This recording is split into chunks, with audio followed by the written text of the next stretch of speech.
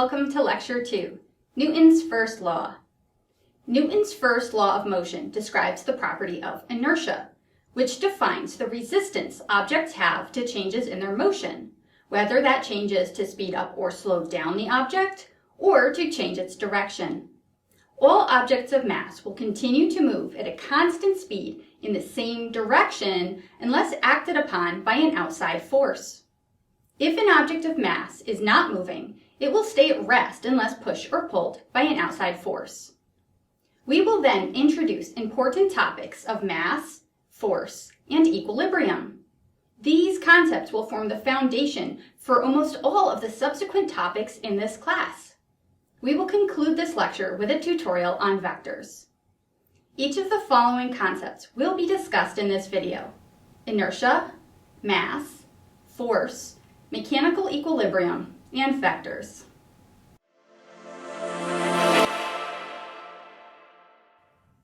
Newton's first law is sometimes referred to as the law of inertia, as it describes this property of matter.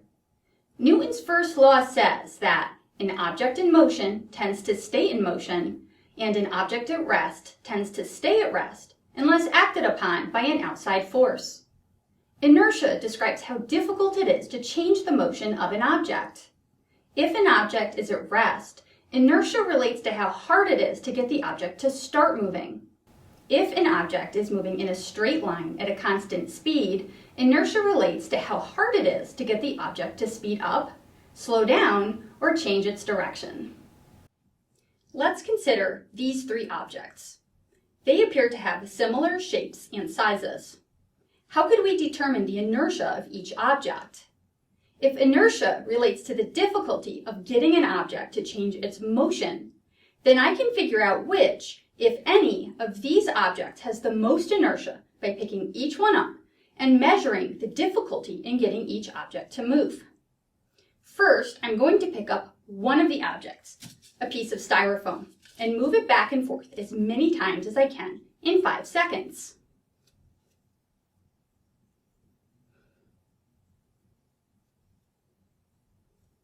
This one was definitely not too hard for me to move around. Now, I'm going to repeat this experiment with the next object, a clay brick. I'm going to see how many times I can move this back and forth in 5 seconds.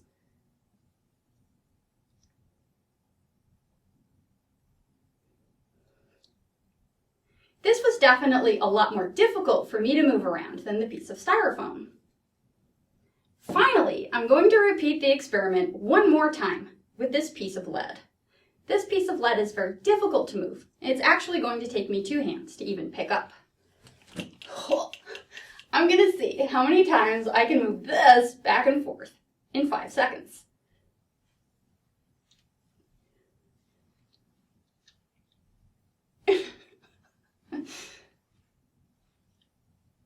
This is extremely difficult for me to move back and forth.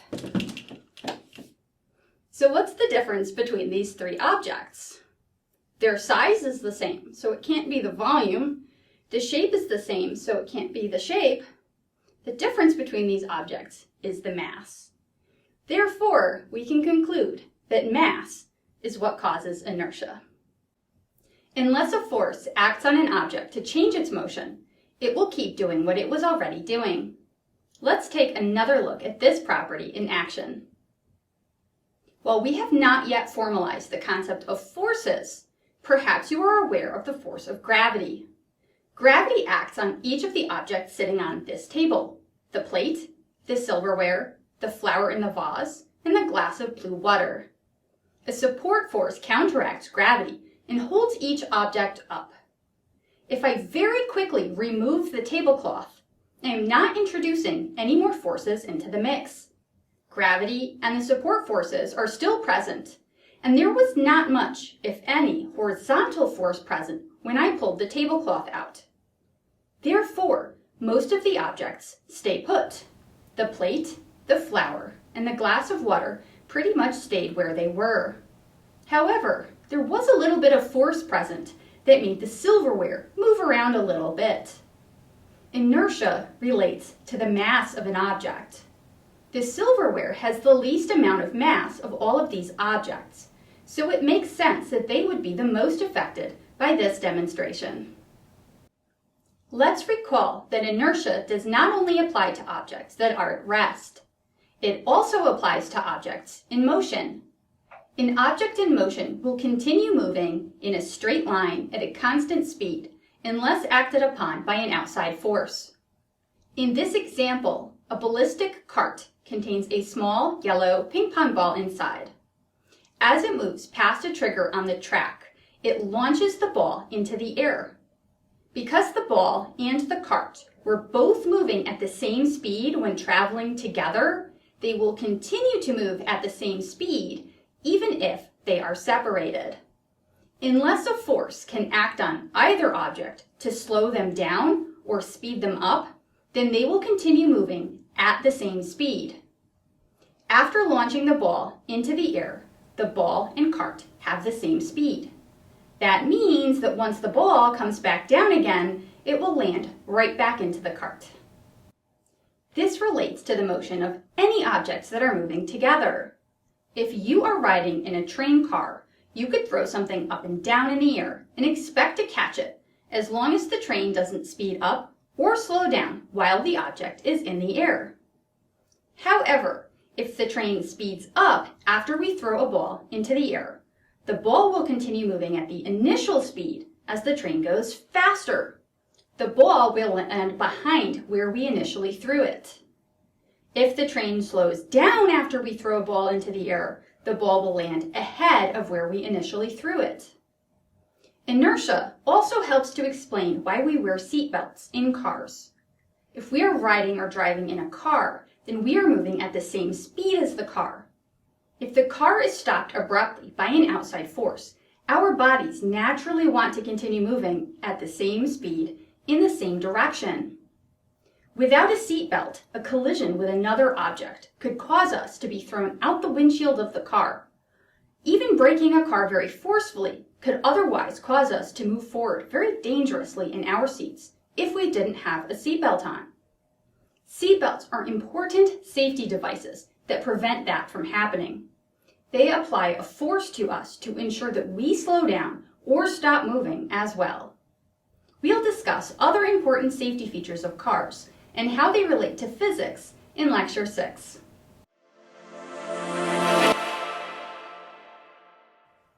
Mass is a property of physical objects that relates to resistance to changes in motion, inertia. Mass relates to how much stuff is in an object. We'll expand upon that definition in Lecture 11 when we learn about atoms. Mass has a symbol of the lowercase letter m. The units we use for mass are kilograms. It's important to understand that, for most physical objects, mass is a characteristic that does not change. It does not change over time, and it does not change based on where the object is located: the Earth, the Moon, Jupiter, or in the vacuum of space. I measured the mass of each of the 3 bricks from earlier. The styrofoam has a mass of 0.04 kilograms. The clay brick has a mass of 2 kilograms. And the lead has a mass of 12 kilograms. Those masses would be exactly the same if I measured them on another planet. The inertia of these objects is independent of their location. The situation for humans is a little different. Our mass can change, but that's because we eat, exercise, cut our hair, and otherwise do things that may cause our mass to fluctuate. However, if we could somehow keep our mass at a constant value, that number would not change if we then traveled to the Moon, or to Mars, or to any planet or celestial body with a different gravitational force than the Earth. In other words, while mass is related to a concept called weight, it is a fundamentally different thing. Mass has to do with our resistance to changes in our motion, our inertia. Weight is a force that comes about due to gravity. Mass is an extremely important concept in physics in that it relates to forces, energy, and momentum, which are topics that we'll be discussing in our next few lectures on kinematics.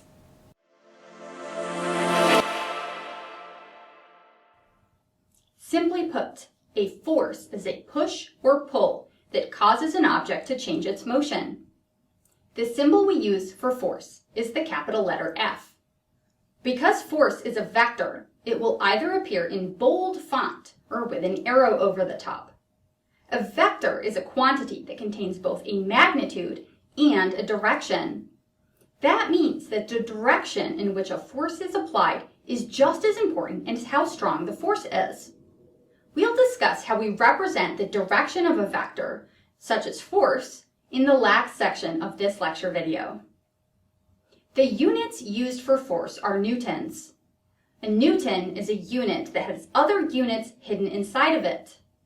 If we break it down, a newton is equal to a kilogram times a meter divided by a second squared. Either of these two things is interchangeable, but it's much easier to use the unit of newton, which is why we use it so often in physics.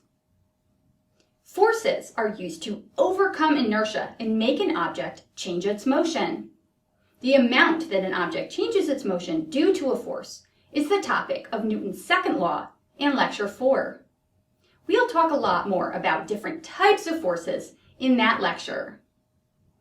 It can be difficult to get a full appreciation for the concept of inertia as we experience so many forces while living on the planet Earth. Gravity and friction constantly impact the motion of objects on this planet. When I push something, it eventually comes to rest. That may seem to go against the law of inertia, but it doesn't. By accounting for all of the forces acting on an object's motion, we can really start to appreciate Newton's first law.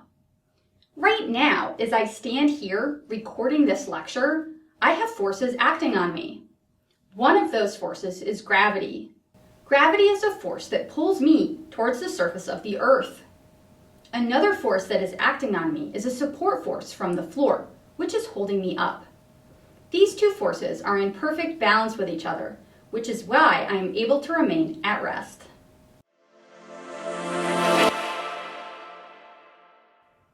By analyzing the sum total of all forces acting on an object, we can determine whether or not that object will experience a change in its motion.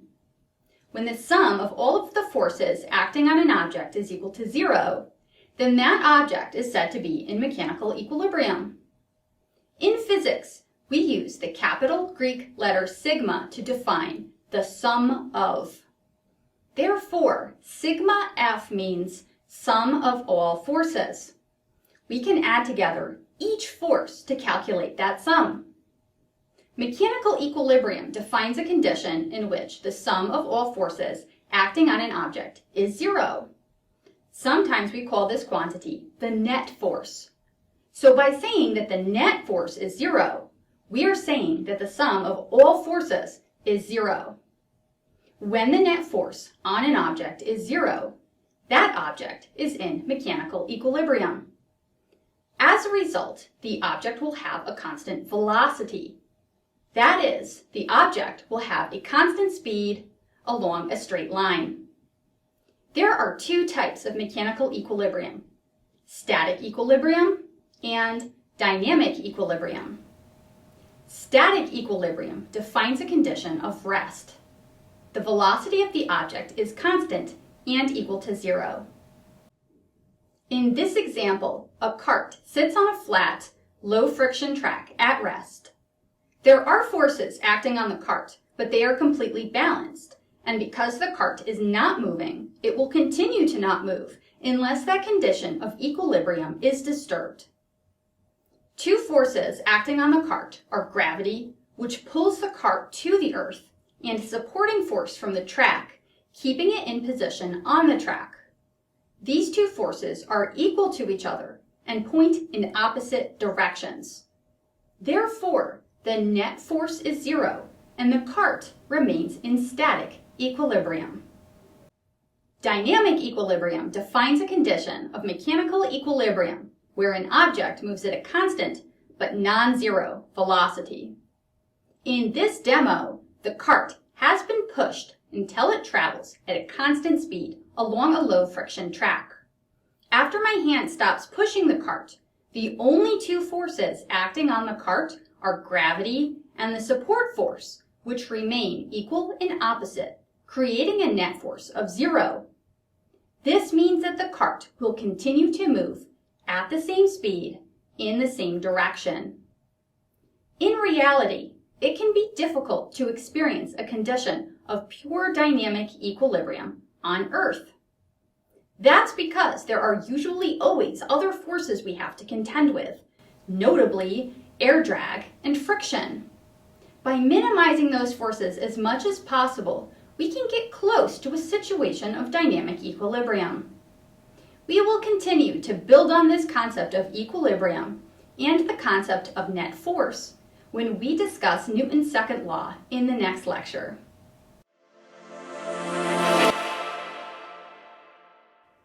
A vector is a quantity that contains two pieces of information, a magnitude or strength and a direction. As we saw in our discussion of forces, not only can different strengths of forces be applied to an object, but they can be applied in different directions. A quantity that does not contain direction is said to be a scalar quantity. Mass is a scalar. It has a magnitude, but no direction. It wouldn't make any sense for the brick to have a mass of 2 kilograms down, or up, or left, or right. It just has 2 kilograms of mass. Vector quantities in this class will be denoted either using bold font, which is what I can use in the video editing software that I use to make these lecture videos, or with an arrow over the top. When I write vector quantities out by hand, I'll put an arrow over the top. Either way, bold font or an arrow, those are just different ways of representing vector quantities. A vector is denoted graphically with an arrow. The length of the arrow tells us about the magnitude of the vector. The positioning of the arrowhead tells us the direction of the vector. For example, I could use an arrow to demonstrate a vector with a magnitude of 10 pointing down, or a vector with a magnitude of 20 pointing down. I could use an arrow to demonstrate a vector with a magnitude of 5 pointing up, or with a magnitude of 20 pointing to the left, and so on. Because a vector can be used to represent any direction in three-dimensional space, it can be kind of tricky to discuss the direction of a vector. In this class, we'll try to keep things as straightforward as we can. Let's limit ourselves to 2 dimensions. A vector can be pointed in any of 360 degrees. One way that we can discuss the direction of a vector is used for vectors that point completely vertical or completely horizontal. A plus sign means that a vector points up, and a minus sign means that a vector points down. For horizontal vector, a plus sign means that a vector points to the right, and a minus sign means that a vector points to the left. These plus and minus signs represent the signs that are used in a Cartesian coordinate system. Alternatively, we could use a cardinal direction, such as north, south, east, or west, to define the direction of a vector. This is not always relevant, but can be a nice way to talk about direction when discussing changes in location, for example. Finally, we could use angle to discuss direction. This is how direction is used for vectors in many physics classes. However, we will not be using any trigonometry in this class. Therefore, we will not be making rigorous use of angles, and I will not expect you to use sine, cosine, tangent, or any other trigonometric functions to do any calculations with angles to analyze vectors in this class. Any vector, regardless of its direction, can be broken down into components. Those components can be used to calculate the magnitude of the vector. We can also use the components to add vectors together. Let's look at a couple of examples to learn more. Our first example considers a starting position of 4, 0, and an ending position of 0, 0. The arrow will point from the start to the end. This is a horizontal line pointing toward the left. This vector is completely horizontal as it has no vertical component to it. The value of the vector is -4. The negative sign indicates that it points to the left. The magnitude of the vector is +4, which describes the length of the vector. The magnitude of a vector will always be a positive number. The second example has a starting position of -3, 0, and an ending position of -3, 2. The arrow points from start to end. This is a vertical line pointing upward. This vector is completely vertical and has no horizontal component to it. The value of the vector is +2. The positive sign indicates that it points up. The magnitude of the vector is 2, which describes the vector's length. Our next example has a starting location at 2, -1, and an ending location of 6, 8. The arrow points from start to end. The vector here has both horizontal and vertical parts. We call those components. To calculate the properties of this vector, we can first determine the horizontal and vertical components. The horizontal component defines the horizontal motion of this vector, ignoring the vertical parts. The horizontal component starts at 2 and ends at 6. Therefore, the horizontal component is a horizontal line from 2 to 6. The magnitude of the horizontal component is equal to 4. The vertical component defines the vertical motion of the vector, ignoring the horizontal parts. The vertical component starts at -1 and ends at 8. Therefore, the vertical component is a vertical line from -1 to 8. The magnitude of the vertical component is equal to 9. Now that we know the value of each component, we can use the Pythagorean theorem to calculate the magnitude of the vector itself. The Pythagorean theorem states that a squared plus b squared equals c squared, where a and b are the lengths of two sides of a right triangle, and c is the hypotenuse of that triangle. By splitting a vector into horizontal and vertical components, we have found that right triangle. In this example, the magnitude of the vector is the square root of 4 squared plus 9 squared, which is 9.85. Let's consider one more example, a vector that starts at 6, 3 and ends at 0, -2. This vector points down and to the left and has both horizontal and vertical components. The horizontal component goes from 6 to 0. It points to the left and has a length of 6. The vertical component goes from 3 to -2. It points downward and has a length of 5. We can use the Pythagorean theorem to calculate the magnitude of this vector. The magnitude is equal to the square root of -6 squared plus -5 squared, which is equal to 7.81. Note that when we square a negative number, we should always get a positive result. Use parentheses on your calculator, otherwise your calculator may incorrectly give you a negative number. What if we want to add 2 or more vectors together? Sometimes we will need to do this, especially when calculating the sum of all forces acting on an object to determine whether or not it is in equilibrium. There are 2 methods for adding vectors together, the graphical method and the numerical method. Either one can be used.